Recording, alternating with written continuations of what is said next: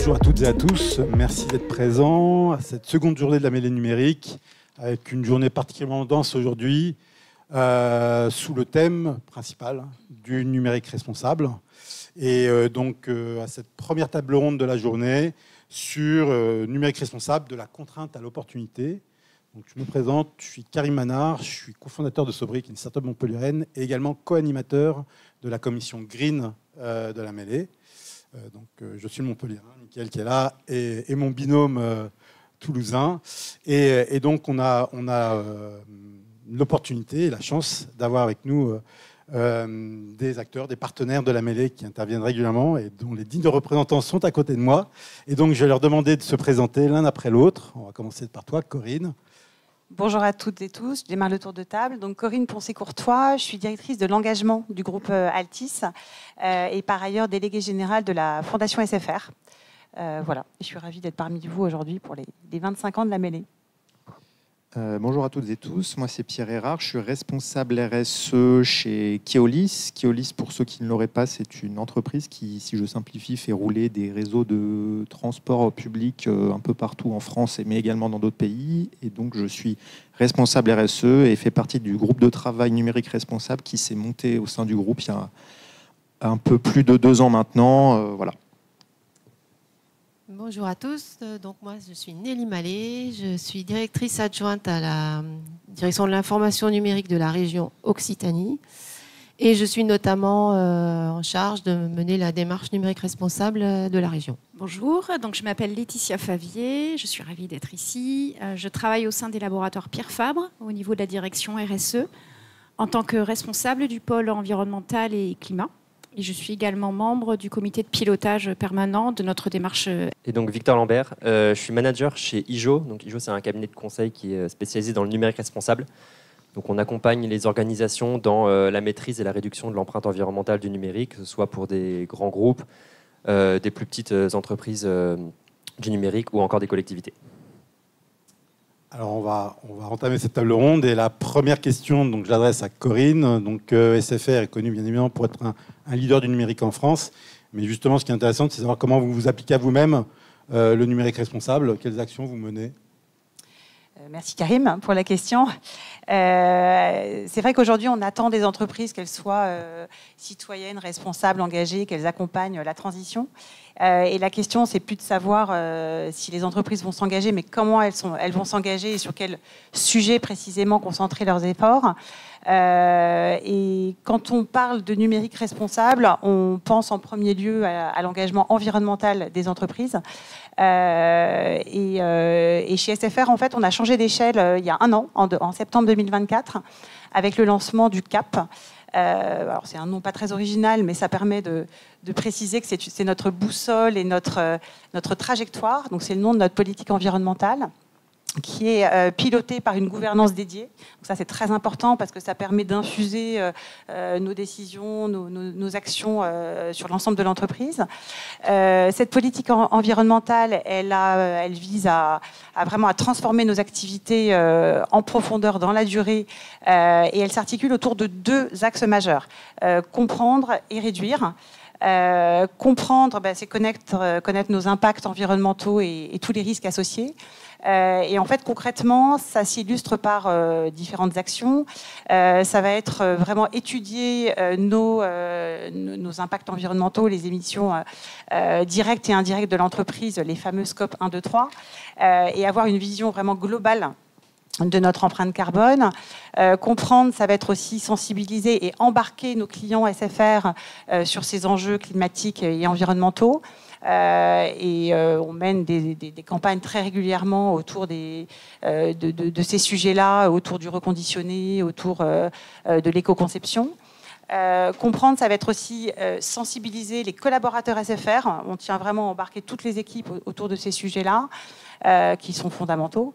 On a fresqué plus de 1500 collaborateurs à la fresque du climat en 1 an. On a fait venir Jean-Marc Jancovici à notre siège parisien pour parler de menaces climatiques et de trajectoires. Donc c'est important vraiment que ces sujets-là infusent dans l'entreprise. On mène à l'occasion des semaines semaine européenne du développement durable de nombreuses actions de sensibilisation pour les salariés SFR, avec notamment peut-être que certains d'entre vous l'ont fait, un camion Climate Sense à 50 degrés pour mesurer en fait, vraiment les enjeux et le réchauffement climatique. Voilà. Et enfin, on forme sur le temps long les salariés SFR à des thématiques métiers très ciblées autour de l'éco-conception, ça peut être plein d'expertise métiers en fait, comme les achats responsables ou la finance durable. Voilà, donc ça c'est pour la brique comprendre. Et sur le levier réduire, alors c'est le nerf de la guerre, la réduction de nos émissions. On s'inscrit bien sûr dans une trajectoire qui est validée par la SBTI, la Science Based Target Initiative, et on a un objectif ultra ambitieux de réduction de 42% de nos émissions en 2030, au regard de nos émissions en 2022, avec bien sûr la neutralité carbone en 2050. Et pour arriver à cet objectif de réduction qui est hyper ambitieux, ça passe par l'allongement de la durée de vie de nos équipements et favoriser l'économie circulaire. Je crois qu'Emmaüs Connect intervient sur une autre table ronde aujourd'hui. On est partenaire d'Emmaüs Connect. Je le précise parce que ça permet d'illustrer toute la partie réemploi numérique. Mais on est partenaire historique de la Collecte.tech, qui est un exemple assez vertueux, on va dire, de réemploi numérique, puisqu'on donne nos ordinateurs, nos flottes d'ordinateurs et nos smartphones à cette plateforme solidaire numérique. Et c'est ce matériel qui est agrégé par la plateforme la Collecte.tech, permet d'équiper des publics éloignés du numérique. Et c'est un exemple formidable de projet qui a un triple impact à la fois économique, social, solidaire et environnemental. Voilà. Toujours dans cette brique réduction de nos émissions, on va bien sûr décarboner les transports et les déplacements avec des fret optimisés, on favorise bien sûr les véhicules à faible émission. Et enfin, on va aller vers plus de sobriété énergétique de nos réseaux, de nos data centers, des boutiques, des bureaux, des produits et des services numériques. Et juste pour finir, parce que je vais dépasser le temps, juste pour vous dire que cette politique environnementale qui est le CAP, elle est vraiment pilotée par une gouvernance qui est dédiée. Et ça permet vraiment d'infuser cette stratégie-là sur l'ensemble de l'entreprise, dans toutes les décisions qui sont prises au quotidien. Merci bien, Corinne. Donc, il y a une nouvelle question qui s'adresse à Nelly. Donc, en tant qu'acteur territorial et organisation publique, alors, même question, quelle approche numérique responsable est-ce que vous appliquez à vous-même au sein du CR Occitanie? Oui, merci pour la question. Donc, la région Occitanie, c'est une administration publique, comme vous le savez. Donc, pour vous donner un brin de contexte, on a 2500 agents disséminés sur tout le territoire d'Occitanie, dans tous les départements, avec essentiellement des pôles à Toulouse et Montpellier. Donc un parc important, disséminé sur le territoire. Et le levier principal pour les administrations publiques que nous sommes, c'est le levier des marchés publics, qui a été notre premier axe de travail pour adapter et faire en sorte que nos marchés publics nous permettent d'avoir une démarche numérique responsable. Donc ça passe par des nouveaux marchés de réparation qu'on n'avait pas avant. Ça passe par l'ouverture pour pouvoir acheter du matériel reconditionné, puisque notre but, bien sûr, pour réduire notre empreinte, c'est d'allonger la durée de vie de nos équipements au maximum et d'acheter reconditionné, par exemple, pour les actions qu'on a fait depuis 5 ou 6 ans qu'on mène cette démarche, et pour que ce soit accepté par les utilisateurs. Donc on doit forcément les sensibiliser, ces utilisateurs, leur expliquer pourquoi ils vont pas avoir de matériel neuf avant 5, 6, 7, 8 ans des fois. Tant que ça marche, on maintient les ordinateurs. Voilà, et donc sensibiliser les utilisateurs aussi aux bonnes pratiques. Pour les pièces jointes dans les mails. On utilise tous les ans l'action du Clean Up Day pour pouvoir promouvoir des bonnes pratiques d'usage. Et aussi au niveau des équipements, aller chercher les équipements qui restent dans les tiroirs, partager pas des liens et pas des pièces jointes, nettoyer son matériel pour qu'il dure le plus longtemps, etc. La région, elle s'est engagée dans un label, le label NR niveau 2, depuis 2023. On a été labellisé 2023-2026. Et ce label, il permet justement d'avoir un plan d'action et un plan d'action chiffré et de s'engager dans la durée sur des actions. Et on est audité tous les 18 mois pour vérifier que ce qu'on dit, on le fait bien. Donc c'est important. Et on s'est par exemple engagé à travers ce label à faire la mesure de notre empreinte environnementale tous les 2 ans, avec IJO d'ailleurs. Voilà, donc ça aussi, ça permet de savoir où on en est, de se comparer aussi aux autres et de pouvoir connaître nos leviers d'amélioration. Donc c'est important. On s'était aussi engagé sur un schéma pluriannuel de mise en conformité de nos services numériques à l'accessibilité. Ça aussi, ça fait partie du numérique responsable, d'avoir un numérique le plus accessible. Et donc, pour ce faire, il nous faut aussi former. On a parlé des utilisateurs, mais les techniques, les chefs de projet informatiques, ils ont une formation aussi un peu plus poussée sur les aspects d'éco-conception, notamment, pour mener des projets. Quand on a une demande pour un nouveau projet, on veille toujours à vérifier qu'on n'a pas déjà le besoin qui existe dans une application existante de notre parc, par exemple, ou en tout cas que la solution qu'on va apporter, elle réponde aux besoins et qu'aux besoins, et pas un outil couteau suisse qui réponde à tout. Voilà, donc ça, c'est des grands principes, des conceptions qu'on met en place. Voilà. Et puis, pour finir, peut-être, je dirais que ce label, eh bien, là, on est à la fin, donc on doit se renouveler.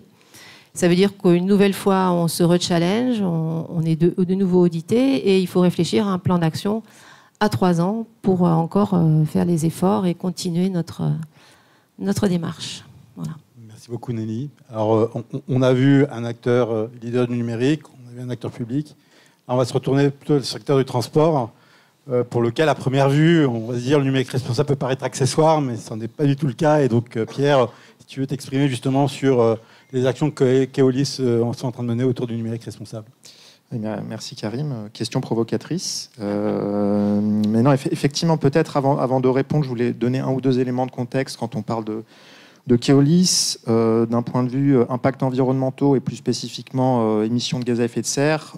Pour Keolis, quand on va prendre les consommations d'énergie des véhicules, des bâtiments dans lesquels on opère, donc les dépôts, et puis tout ce qui va être achat lié notamment aux véhicules, pièces de rechange, c'est vrai qu'on est quand même entre 70 et 80% de nos émissions de gaz à effet de serre. Donc voilà, on voit bien quand même que l'axe prioritaire pour décarboner, voilà, on sait où il est, sans surprise. Une fois qu'on a ça en tête, en termes de priorité, c'est vrai que le numérique responsable, jusqu'à il y a pas si longtemps que ça, c'était pas un sujet qui était fortement adressé par le groupe. Une fois qu'on a ça en tête, le numérique responsable, effectivement, le numérique est un sujet plus qu'intéressant vers lequel un groupe comme Keolis se doit d'aller, et ça pour plusieurs raisons. La première, c'est que une fois qu'on a fait le travail, alors même si c'est pas vrai parce qu'en fait le chantier il est énorme sur la partie véhicule, traction comme on l'appelle, et après il y a tous les autres petits leviers sur lesquels il y a des choses à aller chercher. Ça, c'est un premier point. Le deuxième point, c'est que nous, en termes de modèle d'affaires, on répond à des appels d'offres qui sont émis par ce qu'on appelle les autorités organisatrices de la mobilité, qui sont en fait nos clients, par exemple les collectivités, les régions, etc. Et en fait, on voit clairement une tendance au cours des dernières années à ce que des critères numériques responsables soient intégrés au cahier des charges auquel on répond. Donc forcément, il y a quand même il y a cet aspect-là qui est plus qu'incitatif, on va se le dire. Et puis après, pour le groupe Keolis, on est un groupe vraiment très décentralisé. Moi, je n'ai pas précisé, mais je travaille au niveau du siège. Le groupe Keolis, c'est à peu près 250 filiales en France qui vont vraiment d'une très petite structure au fin fond de l'Allier, par exemple, de 40 employés à le réseau de Lille ou de Bordeaux, plus de 4000 collaborateurs, etc. Et en fait, on est toujours à la recherche, en tant que groupe décentralisé, de sujets avec lesquels on va pouvoir créer de l'échange avec nos filiales. Et on se rend compte clairement qu'il y a un intérêt qui augmente de la part des filiales sur ces sujets du numérique responsable. Et donc voilà, pour ça, pour nous, c'est intéressant parce que ça permet aussi de les nourrir sur cet aspect-là. Un autre aspect qui fait que c'est intéressant pour nous, c'est que si on regarde un peu d'un point de vue vraiment projets environnementaux du groupe, historiquement, la DSI, c'est vrai qu'elle a plutôt pas été mise de côté, mais jamais forcément très impliquée, parce que en fait, quand on parle décarbonation, on parle achat de bus, etc., ce que je vous disais au début.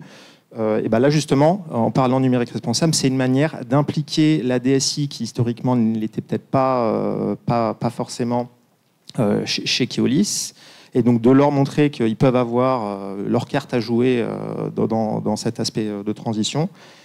Et enfin, dernier point, en termes d'intérêt, c'est vrai que quand on pense numérique responsable, naturellement, on pense souvent aspect environnemental, mais il y a tout le reste. Et en fait, sous le prisme plutôt inclusion-insertion, on pourrait se dire que sous cet aspect-là, Keolis a possiblement toujours fait du numérique responsable, parce qu'en fait, par définition, dans nos activités, il y a toute la partie, ce qu'on appelle marketing, dans laquelle on va mettre l'accessibilité du réseau, donc l'accessibilité des outils numériques liés au réseau également.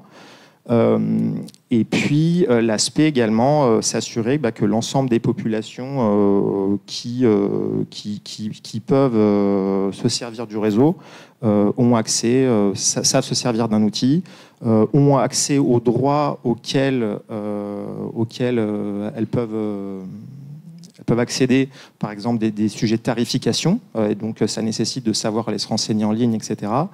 Enfin voilà, il y a tout cet aspect-là qu'on travaille et pour lequel on a tout intérêt à aller, bien sûr, et on y est déjà. Super, merci beaucoup.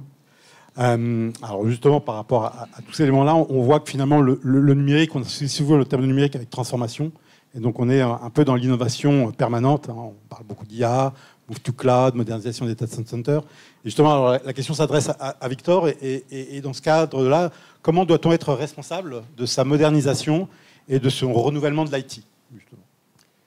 Alors oui, c'est vrai que le numérique évolue beaucoup. Il y avait effectivement les sujets de move to cloud, de big data. Là, en ce moment, on parle beaucoup d'IA. Je pense qu'on n'a pas fini d'en entendre parler. Voilà, il y a de la digitalisation un petit peu partout. Pour autant, je pense que le numérique responsable n'a pas forcément besoin de se réinventer.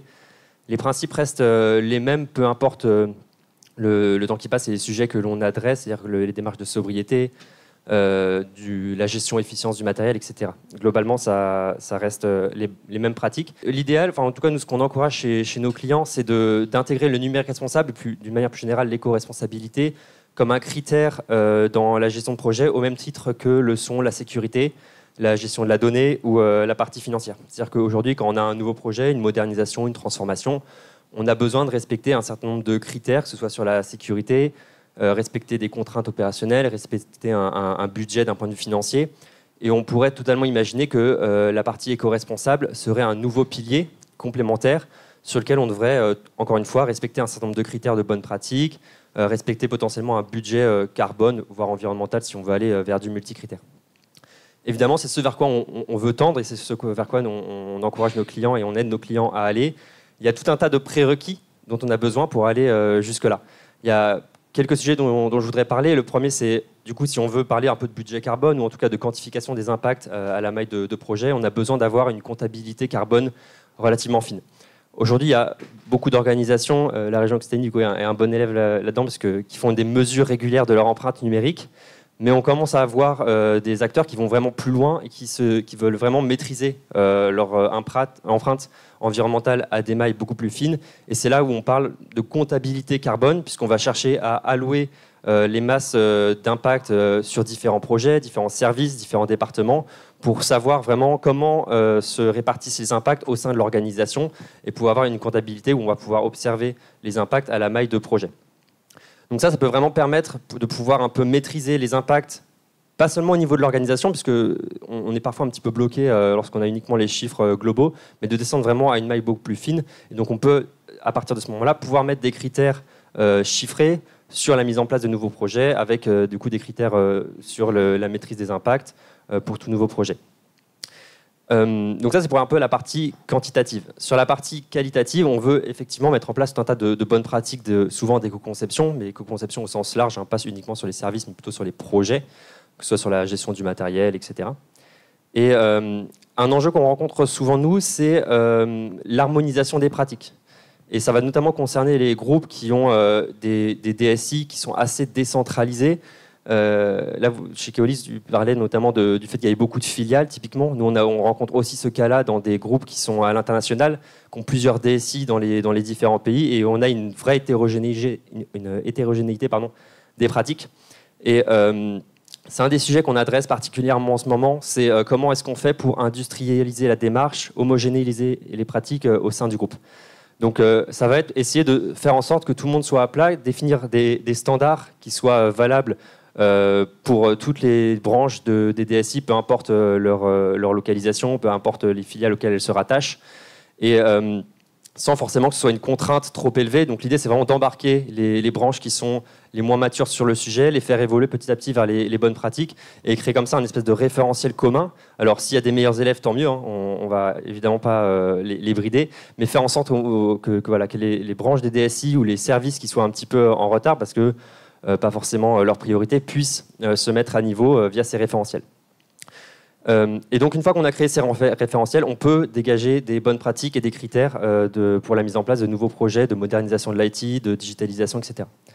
Donc comme ça, on peut mettre en place à la fois des critères quantitatifs, qualitatifs, et le dernier volet que je voudrais mettre en avant, c'est évidemment la partie sensibilisation-formation. Si on veut mettre en place ce type de démarche et des critères à la maille de projet, il faut mettre en place une politique de sensibilisation et de formation qui soit efficace pour que ce soit que toutes les personnes au sein des DSI puissent comprendre où sont les impacts environnementaux, pouvoir agir dessus et qu'elles ne se sentent pas démunies face à tout cela. Alors, quand on parle d'harmonisation et sensibilisation des pratiques, c'est vrai que ça implique une gouvernance numérique responsable à 360 degrés. Et justement, je me tourne vers Laetitia. Et je sais qu'au laboratoire Fabre, on applique effectivement cette gouvernance NR. Et quelles sont les leçons profitables justement que vous en avez tirées au sein des laboratoires Pierre Fabre ? Merci Karim pour la question. Donc avant de parler peut-être gouvernance et facteurs de succès de la démarche NR, je voudrais reposer un peu le contexte et l'origine de la démarche NR chez Pierre Fabre. Donc elle a débuté maintenant en 2014 où le département IT en fait avait structuré une feuille de route Green IT, a commencé à travailler sur le sujet de l'optimisation des impressions. Et puis, s'en est suivi beaucoup de sujets, beaucoup d'actions, alors je vais donner quelques exemples. La participation de notre filiale, de notre entité Medical Care France, qui a été donc bêta-testeur sur le référentiel d'éco-conception des sites Internet, qui avait été validé par la direction interministérielle du numérique. On participe, comme la région aussi, aux événements de Digital Cleanup Days annuellement pour embarquer aussi les collaborateurs. On a adhéré aussi à l'INR en 2021. Donc ça, c'était aussi un événement important. Et pour parler aussi de la chaîne de valeur, il y avait eu aussi une grande décision de changer d'infogérant pour aller vers un infogérant qui s'est engagé contractuellement à réduire ses émissions de gaz à effet de serre. Et en 2023, le groupe a décidé d'aller vers une démarche plus structurée, d'aller vers la labellisation, comme la région, la labellisation numérique responsable, qu'on a obtenue en avril 2024, au niveau 2 également. Et ça nous a permis de structurer donc, une feuille de route numérique responsable complètement intégrée à la stratégie RSE de l'entreprise. Donc, cette politique NR, elle est basée sur 3 piliers. Le premier, c'est la protection de l'environnement. Donc on s'attache effectivement à réduire les émissions carbone liées au numérique. Également à réduire le volume des déchets, des 3E, électroniques et électriques, mais aussi à veiller justement à l'eau, à la préservation de l'eau. Alors comment ? Là, en agissant plus sur des actions liées au cycle de vie du matériel. Le second pilier est lié à l'engagement de nos collaborateurs, mais aussi des parties prenantes externes. Donc là, on va y retrouver, comme on en a parlé, de la formation, développement de compétences sur le numérique responsable, mais aussi d'actions que l'on mène envers nos parties prenantes externes et locales en particulier. Et le troisième pilier, c'est tout ce qui est en lien avec l'innovation durable.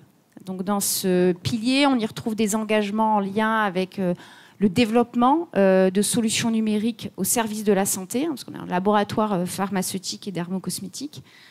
Et également, on s'attache à veiller aussi à l'éco-conception et l'accessibilité de nos sites de marque, nos sites internet de marque.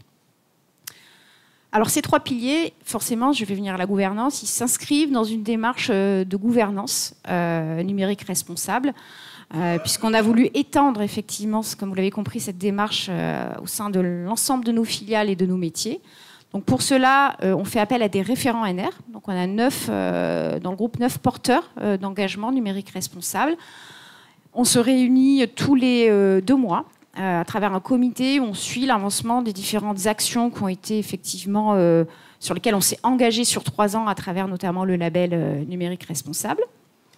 Et on a également un comité de pilotage. Donc un comité de pilotage où on a des référents venant de la RSE, mais aussi de l'IT, dont nos directeurs. Donc ça c'est important, on a le sponsorship de notre directeur IT, notre directrice RSE. Et on a également des représentants de nos métiers, donc de nos business units, que ce soit la partie médicaments ou la partie dermocosmétique. Donc ça, c'est très important aussi pour que la démarche s'étende à l'ensemble du groupe. Et ce comité de pilotage, donc, il se réunit tous les 3 mois. On revoit un certain nombre d'indicateurs de pilotage. Donc, je ne vais pas tous les citer, j'en citais peut-être 3. Donc, l'avancement des livrables sur 3 ans. Donc, on veille à l'avancement de ces livrables. On regarde aussi l'évolution des émissions liées au numérique, puisqu'on les mesure annuellement. Du coup. Et aussi, on regarde, par exemple, le pourcentage de collaborateurs qui ont été formés aussi sur les thématiques du NR. Donc, le numérique responsable est totalement intégré, vous l'avez compris, à la stratégie RSE de l'entreprise. Et le fait d'être allé vers cette labellisation, d'avoir structuré cette politique, ça nous a permis d'engager nos directions. Ça, c'est important. Si on veut étendre la démarche NR, il faut avoir le sponsorship de sa direction. Ça nous a permis, via les référents NR, d'étendre cette démarche au sein de différents métiers de l'entreprise et de créer de la transversalité. Vraiment, ça, c'est important. Et je dirais que finalement, le numérique responsable, c'est une composante clé de notre stratégie RSE, puisqu'il nous permet en fait d'intégrer cette composante RSE, à la fois environnementale et sociétale, au niveau de métiers qui n'auraient peut-être pas été aussi impliqués sur d'autres postes d'émission sur lesquels ils ont peut-être moins d'action directe, en fait, au niveau de Pierre Fabre. Merci beaucoup.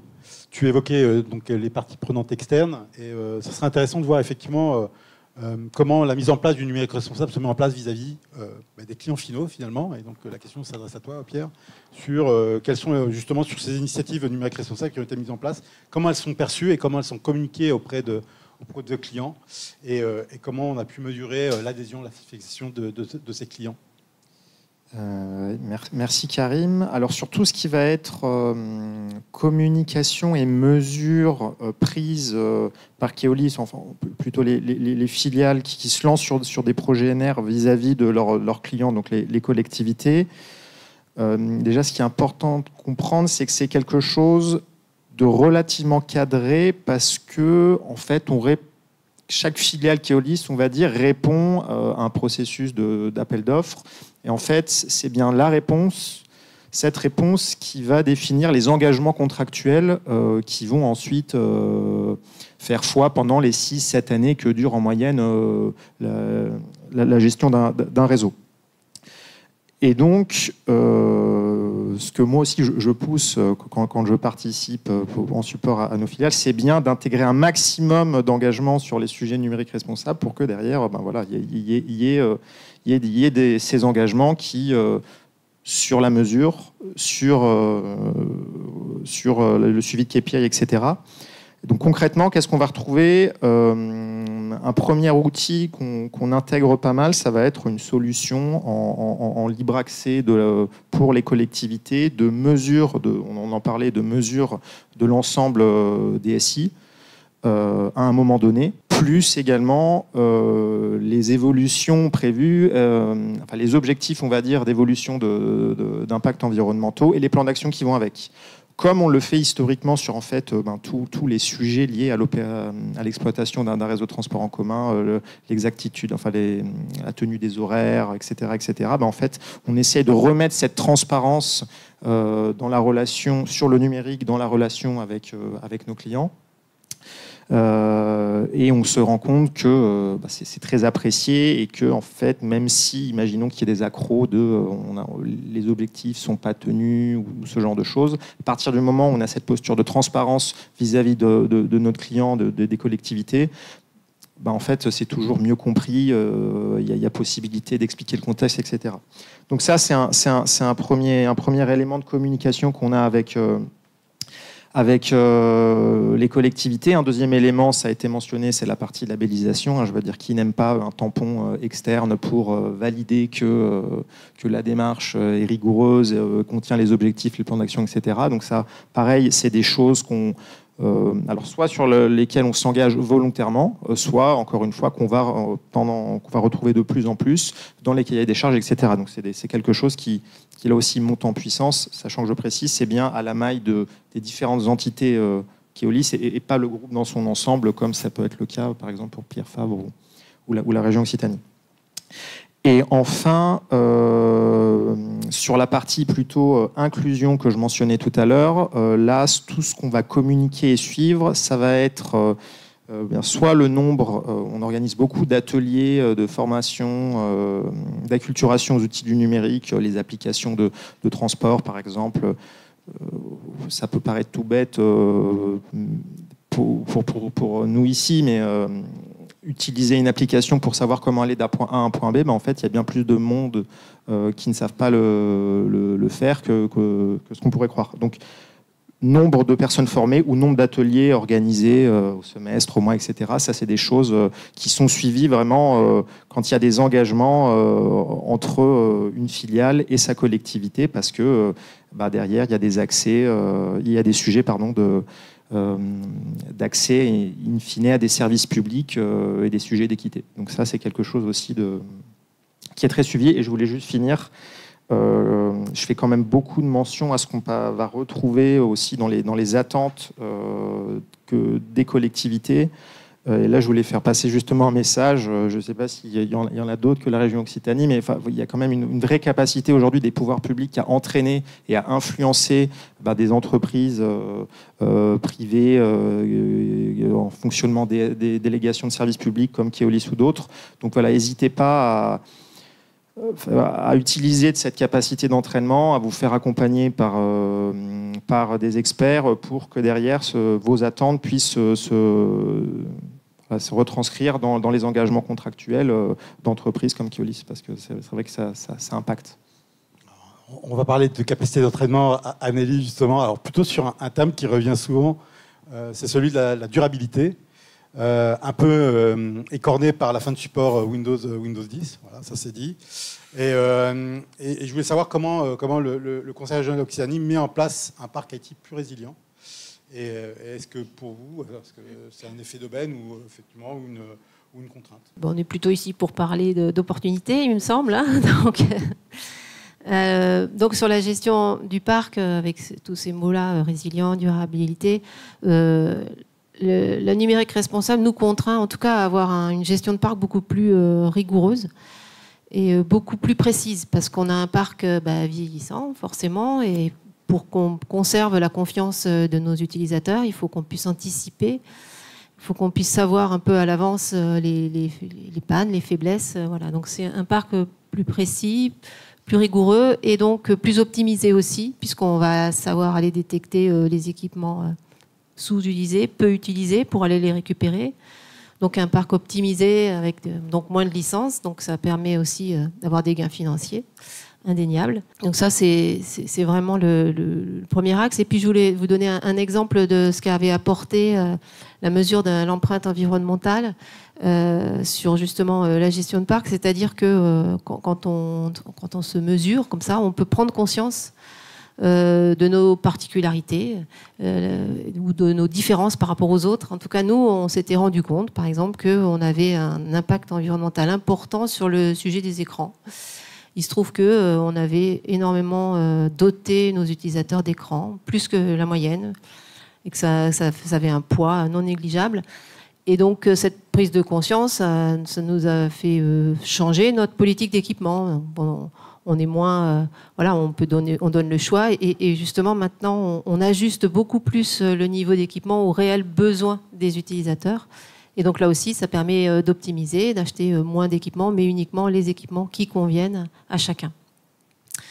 Et c'est un peu la même chose sur le sujet des usages numériques. C'est-à-dire qu'on essaye de passer... Aujourd'hui, on a beaucoup d'utilisateurs qui ressentent une espèce de stress numérique avec énormément de mails, énormément de pièces jointes, avec des espaces d'informations multiples. On ne sait plus où est l'information. Et donc d'avoir une vision un peu plus sobre et de la gestion de l'information, se concentrer sur un outil et qu'un seul, de se donner des règles. Donc là aussi, on optimise et on permet de gagner du temps sur la recherche des informations. Et voilà, donc c'est vraiment cette démarche qu'on essaye de mener pour optimiser tout ça. Et comme vous le savez, ou peut-être pas, mais nous sommes, Région Occitanie, dans une démarche de sortie Microsoft. Ce qu'on va, donc dans les années à venir, on va vraiment optimiser l'accès aux usages bureautiques au plus juste. C'est vraiment une solution pour aller soit vers des outils souverains, bien sûr, ou si on a vraiment besoin de caractéristiques très, très poussées en termes d'Excel, il y en aura sans doute encore, mais uniquement pour les utilisateurs qui en ont besoin. Voilà, en termes d'exemple, ce qu'on peut faire. Et donc, pour revenir sur une autre opportunité que nous offre le numérique responsable en termes de valorisation, donc nous labellisés, ça nous permet d'être valorisés à l'extérieur sur l'action régionale en termes de numérique responsable. Ça nous permet d'attirer des talents. C'est difficile aujourd'hui de trouver des ressources, et c'est un axe important que l'on a dans nos entretiens. On valorise ça pour pouvoir attirer des jeunes talents qui sont axés sur ces choses-là. Et enfin, ce que je voulais aussi, la boucle est bouclée, vous reparler de marché public. Donc l'opportunité qu'ont eu ces dernières années les lois AGEC et REEN sur les marchés publics, qui nous ont permis d'ouvrir nos marchés beaucoup plus à des partenaires locaux, des partenaires aussi autour des entreprises adaptées, on en a parlé aussi, pour tout ce qui est les prestations de collecte, de reconditionnement, de déchets en effet aussi. Voilà, je crois que j'ai tout dit. Merci. Donc on voit une bonne pratique. Alors, ce qui est intéressant, c'est à travers vos interventions, on a vu que finalement le numérique responsable, c'est assez pluriel. On a parlé de durabilité, conception, décarbonation, conformité réglementaire. On entend de plus en plus parler d'IA responsable. Et donc, cette question est adressée à Victor. Justement, c'est voilà, parmi toutes ces actions numériques responsables, lesquelles seraient les plus profitables? Est-ce qu'on peut critériser ou prioriser certaines pratiques? Merci Karim. J'aurais pu te répondre qu'il faut avoir une démarche holistique, qu'on veut adresser tous les sujets. Nous, en tout cas, c'est ce qu'on encourage et c'est ce à quoi on aide nos clients à pas forcément privilégier certains projets ou sujets. Je vais essayer de me mouiller un petit peu. Et je pense qu'il y a un sujet qu'on aborde peut-être pas suffisamment aujourd'hui, c'est la question de la responsabilité des métiers. On a démarré très récemment, la semaine dernière, une mission chez un gros acteur industriel français, dans une mission assez d'ampleur sur la stratégie numérique responsable. Et il nous confiait lors de la réunion de lancement qu'il avait estimé, à la louche, qu'il y avait à peu près un tiers de son parc informatique qui était sous la gestion de la DSI, mais qu'il y avait 2 tiers qui étaient sous la responsabilité des métiers. Donc ça reste un acteur industriel, mais pourtant il y a une forte digitalisation des produits et des services qu'ils vendent. Je pense ici on aura sans doute des témoins. Je pense que dans le secteur de la mobilité, ça doit être un sujet aussi. Je pense qu'il y a de plus en plus de numérique, d'IT embarqué dans les transports, dans les process industriels aussi. Il y a de plus en plus de digitalisation. Et c'est un petit peu un plafond de verre, je pense, dans le numérique responsable tel qu'on l'adresse aujourd'hui. On se restreint en fait à ce sur quoi la DSI porte, et on omet un petit peu certaine partie du numérique qui peut être vraiment extrêmement prépondérant dans certaines organisations. Évidemment, il y a un prérequis à cela. Si on veut pouvoir adresser le numérique responsable, du coup, en dehors du cadre de la DSI et l'aborder d'un point de vue plus vaste au niveau de l'organisation, il faut avoir un sponsorship fort. Et je trouve ça intéressant qu'aujourd'hui, on ait pas seulement des personnes dans le numérique responsable, mais plus globalement dans la RSE, parce que je pense que la RSE, au niveau de l'entreprise, a ce rôle à jouer et peut être porteur de ce message pour se dire que le numérique responsable, c'est pas uniquement le rôle de la DSI, mais c'est aussi le rôle des métiers, du business, de faire en sorte que le numérique qui est embarqué dans que ce soit les services, les produits, etc., respecte un petit peu les mêmes critères que ce que l'on s'impose au niveau des DSI. Après, du coup, la question, c'est comment est-ce qu'on fait pour adresser ce sujet-là ? Et finalement, on va retrouver des démarches assez similaires avec ce qu'on avait, ce que nous, on propose généralement avec ce à quoi on accompagne nos clients qui sont généralement des DSI, c'est évidemment de la formation, de la sensibilisation. Aujourd'hui, on a des publics qui sont assez formés au sein des DSI, mais parfois un petit peu moins au niveau des métiers. Étant donné que c'est vraiment eux qui sont à l'origine des besoins, parce que finalement les DSI répondent aux besoins qui sont formulés par les métiers. Si on travaille à accompagner les métiers dans la montée en compétences, la formulation de besoins qui soient justifiés, prouvés, chiffrés, ça peut permettre vraiment de rationaliser, réduire leurs besoins et donc d'avoir de facto un numérique qui soit plus sobre, à la fois au niveau des DSI, qui pourrait répondre à des besoins vraiment justifiés, et au niveau des métiers. Un autre point qui me semble important, et pour rester dans nous, ce qui est un peu notre cœur de métier, c'est la mesure de l'empreinte. C'est dans le but d'avoir une montée en compétences et une montée en maturité des métiers, c'est leur fournir de l'information, et notamment de l'information chiffrée. Ce qu'on a réalisé chez IJO l'année dernière, c'est donc de construire un calculateur d'empreinte à la maille de projet, qui est totalement indépendant de mesures qu'on pourrait réaliser au niveau du numérique des organisations, mais qui est vraiment un calculateur à part, indépendant, qui permet de pouvoir mesurer l'empreinte d'un projet avant même son développement. Donc la façon dont on l'a conçu, c'est que ça permet d'avoir plusieurs niveaux de granularité, plusieurs niveaux de précision, parce que parfois, quand on démarre un projet, on n'a pas forcément toutes les informations de cadrage, mais d'avoir déjà des ordres de grandeur, savoir quel est l'impact au global, quel serait à peu près l'ordre de grandeur des impacts de mon projet, où sont les principales sources d'émissions, et petit à petit que le projet avance et se précise, on peut affiner la mesure et travailler de plus en profondeur sur la mise en place de bonnes pratiques pour réduire cet impact. Ça permet aussi de pouvoir comparer différents scénarios. Typiquement, une question qu'on a souvent, c'est qu'est-ce qui se passe si je conçois mon projet en on-prem, qu'est-ce qui se passe si je le migre, si je choisis une solution cloud. Là, on est en train de réfléchir, on est en train de développer la partie IA. Qu'est-ce qui se passe si j'intègre de l'IA dans mon projet ? Voilà, tout un tas de scénarios que l'on peut comparer et apporter de l'information chiffrée au métier. Ça peut, je pense, permettre de vraiment les acculturer au sujet, les faire monter en compétences. Et qu'on ait une démarche numérique responsable vraiment d'ampleur, à la fois côté, encore une fois, DSI et côté métier. Merci. Alors, on a abordé le numérique responsable autour d'un axe qui était quand même très axé environnemental. Maintenant, ce serait intéressant de le voir sur la partie plutôt sociétale. Et donc, Corinne, on n'a vu aucun au sein de SFR que le numérique responsable vous a engagé dans une démarche d'innovation industrielle. Mais c'est aussi une gouvernance, une responsabilisation humaine. Et j'aimerais savoir comment elle s'illustre en termes d'engagement sociétal du côté de SFR. Merci Karim. Oui, en effet, on a évoqué tout à l'heure l'engagement environnemental du groupe Altis et de SFR. En fait, avec la Fondation SFR qui existe depuis près de 20 ans, on a véritablement investi le champ de l'engagement sociétal et essentiellement sur le périmètre de l'inclusion numérique. Et dans une démarche d'accompagnement des publics, on a vraiment le devoir, aux côtés des autres opérateurs, de contribuer à sensibiliser les plus jeunes, les enfants, les adolescents, à la citoyenneté numérique, aux usages responsables du numérique.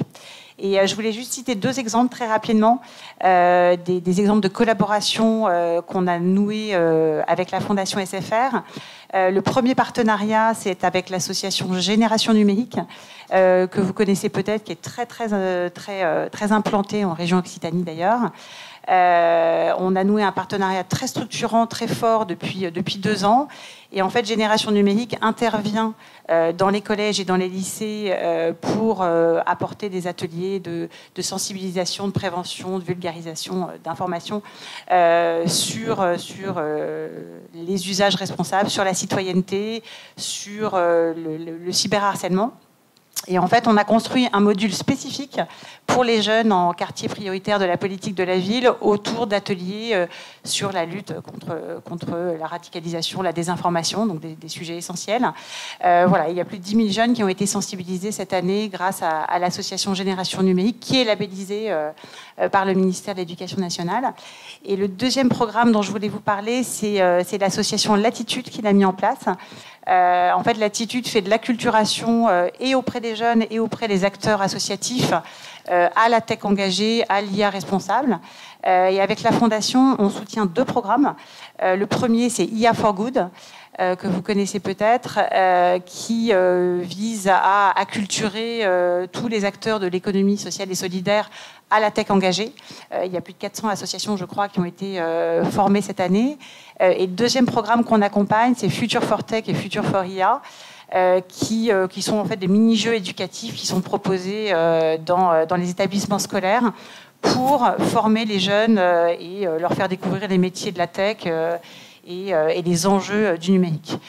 Voilà. Et toutes ces initiatives qui sont pilotées par la Fondation SFR avec nos associations partenaires viennent compléter toutes les initiatives qui sont menées dans les boutiques SFR. On propose aussi les rendez-vous du numérique qui sont des ateliers qui sont adressés soit à des publics seniors, soit à des publics familiaux. Et on propose aux parents et aux enfants des ateliers de formation à la sécurité numérique, à l'e-parentalité.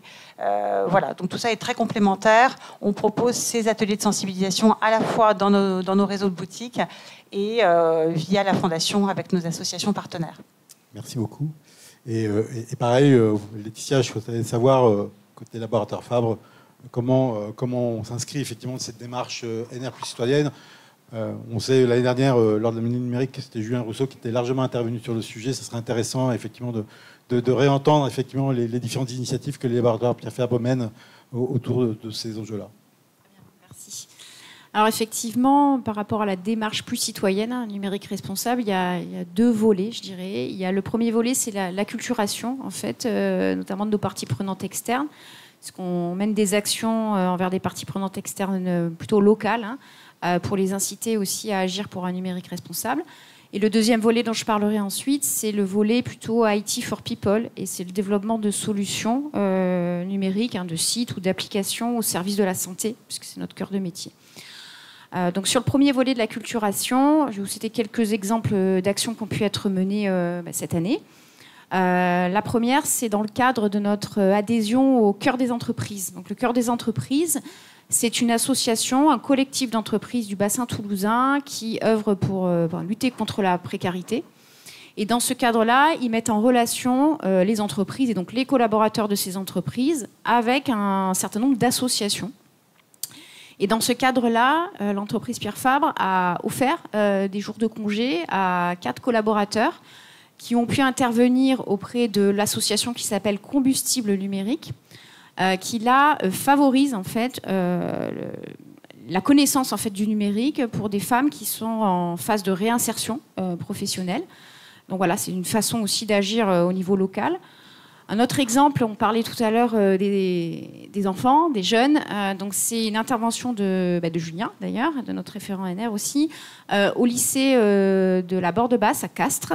Il est intervenu avec la société Envoi. Je ne sais pas si vous connaissez, c'est un acteur de l'économie sociale et solidaire. Nous, on travaille avec eux dans le cadre de la gestion de nos déchets, de nos D3E. Ils sont intervenus donc, pour sensibiliser des lycéens, mais aussi des élèves de BTS de ce lycée sur le numérique responsable. Et on a également on a eu un partenariat avec Orange également pour offrir la pose gratuite d'écran de protection sur les smartphones de ces jeunes, pour les sensibiliser aussi au fait de bien prendre soin de son matériel. Parce qu'il est important d'augmenter la durée de vie de nos matériels. Voilà, c'est quelques exemples. Peut-être aussi, on a fait des REX aussi pour essayer d'engager d'autres entreprises dans des démarches de labellisation numérique responsable, parce que on pense nous que ça aide vraiment à structurer cette démarche.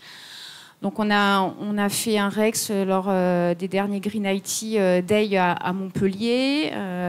On a également participé à un webinaire avec le CIGREF. Le CIGREF C'est le club informatique des grandes entreprises françaises, en fait. Et on avait participé avec le Crédit Agricole à un regard croisé. On avait donné notre regard croisé sur la labellisation numérique pour essayer de répondre à des questions d'autres entreprises qui se posaient la question d'y aller ou pas. Il y a un événement futur aussi qui arrive en novembre, c'est notre participation aux universités de la e-santé. On va parler des sujets de la e-santé versus la durabilité. Et voilà, c'est un vaste sujet aussi. Le deuxième volet, c'est le développement de solutions au service de la santé, donc le volet IT for People de notre démarche. Donc on développe des sites internet et des applications à la fois donc, au service des professionnels de santé. Donc on travaille beaucoup, nous, avec les pharmaciens, avec les dermatologues, les oncologues. Donc je pourrais citer 2 exemples. Le premier, ça s'appelle l'Oncoguide. Donc ça a été vraiment le premier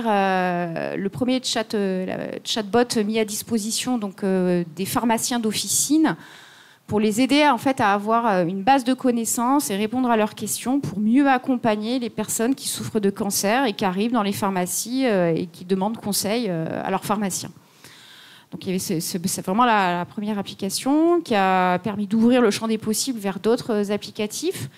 Je vais en citer un autre aussi qui a été mis à disposition et travaillé avec des pharmaciens et aussi une start-up française qui s'appelle Rofim, qui s'appelle Dermato Expert. Donc là, on est plutôt dans la partie maladie de peau, dermatologie. Et donc là, l'idée, c'est de mettre à disposition un applicatif pour les pharmaciens qui peuvent en fait transmettre un dossier médical, donc, y compris avec des photos donc, du patient, vers des dermatologues, de façon à avoir en fait, une réponse sous quelques jours et de ne pas attendre un rendez-vous chez le dermato qui peut arriver 6 mois après. Donc voilà, c'est pour aussi développer le service de téléexpertise et de proximité au niveau des pharmaciens. Il y a le volet aussi directement de développement d'applicatifs pour les patients. Donc là, on a développé une quinzaine aussi de sites ou d'applicatifs vraiment pour les patients. Donc là, je vais en citer aussi 2 exemples, si j'ai encore le temps. Donc, une étude qui s'appelle Hall, qui est en lien aussi avec la dermatologie. Donc là, il y a eu toute une analyse de données qui a été faite sur 50 000 personnes qui ont participé. Il y avait donc sur 20 pays différents, avec une 60aine de questions en lien avec les dermatoses, donc les maladies de la peau. Et toute cette analyse de données, elle a été mise à disposition en open data, en fait, pour les associations de patients, pour les patients, pour mieux connaître en fait toutes les maladies liées aux dermatoses que l'on peut rencontrer. Le deuxième exemple que je peux donner, c'est en lien avec la protection solaire, parce que vous savez, on a investi aussi une de nos marques sur le développement de produits qui visent à protéger contre le soleil. Et au-delà des produits, il y a aussi l'aspect prévention. Donc là, avec la mise à disposition, pareil, d'un site au niveau de la prévention, donc Suncare, qui en fait a permis de mettre à disposition de l'information auprès des consommateurs, des patients, pour les sensibiliser, donner de la bibliographie sur l'importance, parce qu'il y a encore beaucoup de gens, on peut croire que c'est pas le cas, mais beaucoup de gens qui s'exposent aux heures les plus chaudes de la journée, qui ne renouvellent pas la protection solaire, etc., qui ne protègent pas les enfants avec des vêtements, des casquettes. Donc on a aussi un rôle, au-delà de fournir un produit, on a aussi un rôle à jouer dans la prévention. Donc, et le numérique nous aide aussi pour pouvoir faire cela. Merci beaucoup. Merci. On arrive à la fin donc, et à la question de la fin. Donc, c'est une question que je vais poser à vous 5. Donc, je vous rassure, ils n'auront pas 4 heures pour y répondre, mais 1 minute, moins d'1 minute. Et justement, c'est l'occasion pour vous de préparer vos questions à leur poser. Donc, la question est la suivante. C'est face à la prépondérance de l'IA, quelle serait l'initiative ou la prise de décision numérique responsable que vous imposerez avant tout déploiement ? Corinne, à toi l'honneur. C'est un thème de thèse, là. Ouais, j'ai 30 secondes. 30 secondes. Alors, pour répondre à ta question, Karim, sur l'IA éthique, SFR a mis en place, a lancé en fait son plan d'action en février dernier, son plan d'action pour une IA à impact positif. Et ça signifie en fait la mise en place d'une charte qui garantit en fait l'utilisation d'une IA raisonnée, éthique, responsable, et qui soit en totale cohérence en fait avec notre politique, avec nos engagements RSE qui sont inscrits dans notre politique environnementale. Voilà. Et ça vient en complément, je finirai là-dessus, de toutes les actions menées par la Fondation SFR avec les associations Sherit et Latitude autour du programme IA for Good. Super. Pierre? Alors moi, ma réponse, ce serait de rabâcher les ordres de grandeur. Parce que je pense que, je relisais, on est en train de développer justement un e-learning de sensibilisation que je relisais là, il y a 2 semaines, et on était sur les studios Ghibli et Starter Pack, du 700 millions d'images générées, et quand on a en tête les ordres de grandeur pour une image, c'est juste délirant. Et donc que chacun ait en tête qu'il a un impact, même petit soit-il, mais fois des centaines, des milliers, c'est ça qui fait la différence à la fin. Donc les ordres de grandeur. Super. Mais moi, je vais un peu aller sur le même sujet, parce que ce qui me semble important, on utilise de l'IA dans notre entreprise, notre administration, mais aussi de manière dans le privé. Donc il faut absolument que chacun d'entre nous connaisse les impacts, sache les dangers. Et donc une formation, une sensibilisation me paraît un préalable extrêmement important sur la responsabilisation, les usages et l'éthique de l'IA. Voilà. Merci. Laetitia? Moi, je dirais qu'effectivement, comme Corinne, au démarrage, une charte me semble importante. C'est le début, effectivement. C'est ce qu'on a mis en place, mais aussi un comité de gouvernance aussi, pour vraiment avoir un usage éthique et raisonné en fait, de l'IA, qui peut être très utile, notamment dans notre domaine qui est la santé, mais vraiment veiller au bon usage et vraiment à la valeur ajoutée de l'utilisation de l'IA pour développer et pour déployer effectivement des solutions ou des usages. Et Victor?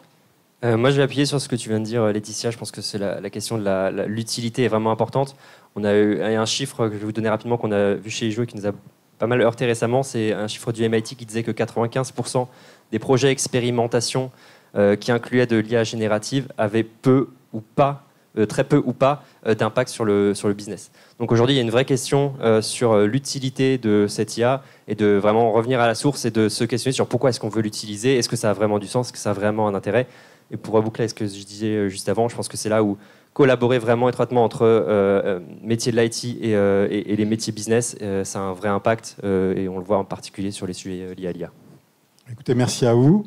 Avant de vous libérer, je voulais savoir s'il y avait des questions dans la salle. Voilà, c'est l'occasion, j'espère que vous les avez bien préparées. N'hésitez pas. Monsieur, juste devant. Merci. Je posais une question peut-être un peu naïve sur... en fait, vous avez parlé pas mal de votre partie à vous, c'est-à-dire la partie gestion du numérique en interne. Vous avez parlé aussi pas mal de la partie en aval, c'est-à-dire gestion des numériques, des vieux devices, comment on fait et tout. Et moi, ce que j'aimerais, c'est aborder un petit peu la partie en amont, c'est-à-dire le choix des partenaires, le choix du matériel, à qui on achète le matériel, et aussi pour la partie logicielle, ça a été abordé pour le côté Microsoft, un petit peu, de comment on fait du numérique responsable, sachant qu'on achète à des Américains, des Chinois, du matériel qui a donc une vétusté qui peut être en fait assez rapide, malgré vous, finalement. Est-ce qu'il y a un choix possible là-dessus? Et pareil pour la partie logicielle et data, parce que l'IA, c'est de la data, c'est des data centers qu'on n'a pas forcément le choix là où ils sont. Est-ce qu'il y a des stratégies basées là-dessus, ou est-ce que c'est vraiment compliqué comme question? Très rapidement, comme ça.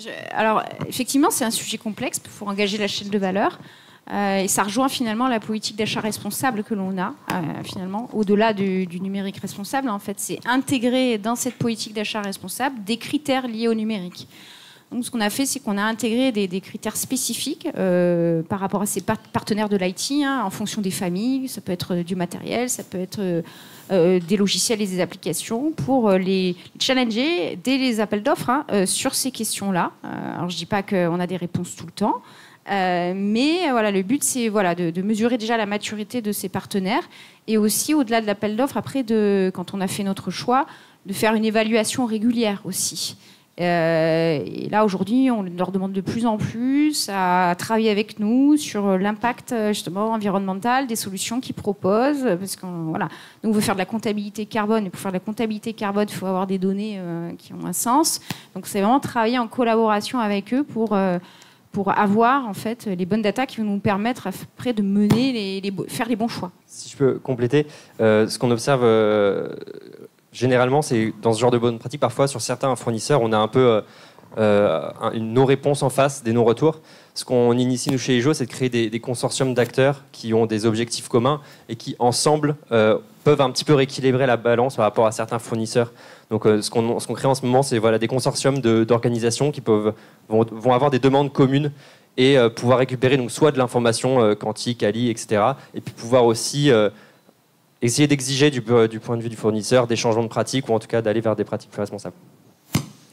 Et peut-être pour compléter, alors je ne vais pas redire ce qui a été dit parce qu'effectivement pour une organisation c'est assez classique de mettre en place des critères au niveau des achats sur ces sujets, mais peut-être plus je pense un sujet qui va vraiment se développer et il est déjà en train, c'est vraiment la notion de souveraineté qui aujourd'hui quand on regarde les critères de sélection, la panoplie des critères RSE de sélection, c'est pas forcément celui le plus présent ou qui est le plus pondéré, on va dire. Donc je pense que par rapport au contexte international, etc., qu'on connaît, il y a un vrai sujet qu'il faut que nous, en entreprise et toute organisation, on va dire, on adresse également.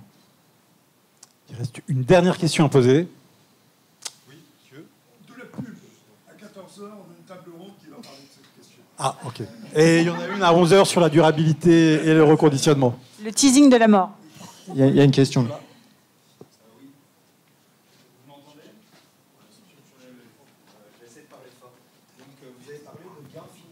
Je pense que c'était Nelly de la région Occitanie. Vous avez parlé de gains financiers amenés par des pratiques NR, notamment l'optimisation de la gestion des équipements, etc. Est-ce qu'aujourd'hui, vous quantifiez ça? Est-ce que c'est une demande? Est-ce que c'est un argument aussi pour maintenir, voire développer des politiques NR, de mesurer aussi les gains financiers et curieux aussi d'entendre si d'autres le font ou ne le font pas.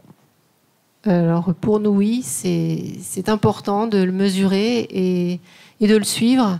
Et c'est même, on a des objectifs de baisse de budget. Et donc ça fait partie un des leviers, c'est celui-là, de manière certaine.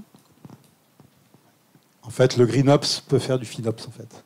Donc, écoutez, merci beaucoup de votre attention. Je vous souhaite une excellente journée au sein de la mêlée numérique. Voilà, plein de bonnes choses à apprendre. Et à très bientôt. Merci à vous et merci aux intervenants surtout. Merci.